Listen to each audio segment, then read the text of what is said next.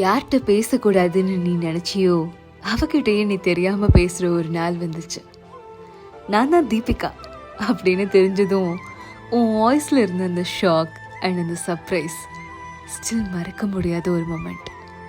Jan 6, 2025 அவ்வளோ பெயின்ஃபுல்லாக இருந்த என் லைஃப்பில் சன்ஷைன் மாதிரி வந்த. எனக்கே தெரியாமல் உன்னை அவ்வளோ காதலிக்க ஆரம்பித்தேன்.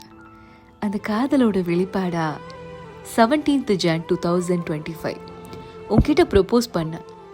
நம்ம நிறைய சண்டை போட்டிருக்கோம், ஆனால் ஒவ்வொரு சண்டையிலையும் நம்ம லவ் இன்னும் ஸ்ட்ராங் ஆகிருக்கு. 25 July 2025 ஃபர்ஸ்ட் டைமாக என்னை கல்யாணம் பண்ணிக்கிறியான்னு நீ கேட்ட. எனக்கு பதில் வரல, அழுக தான் வந்துச்சு. ஏதோ ட்ரெஷர் கிடைச்ச மாதிரி ஃபீல் பண்ணேன்.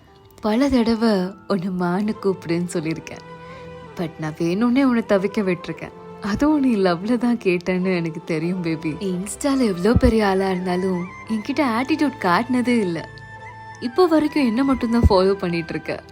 எல்லாரும் சொல்லுவாங்க உன் பாய் ஃப்ரெண்ட் லக்கின்னு, பட் நீ கிடைச்சதில் நான் தான் ரொம்ப லக்கியாக ஃபீல் பண்ணுறேன். உன்னை லவ் பண்ணுற வேலையை நான் பார்த்துக்கிறேன், நீ என் கூடவே இரு. நம்ம இன்னும் மீட் பண்ணல, பட் நீ என்னை தாஜ்மஹால் கூட்டிகிட்டு போகிறேன்னு சொல்லியிருக்கல, அந்த மொமெண்ட்காக தான் வெயிட் பண்ணிகிட்ருக்கேன். நீ எப்போவுமே சந்தோஷமாக இருக்கணும்டா பட்டு. அண்ட் ஐ லவ் யூ மா.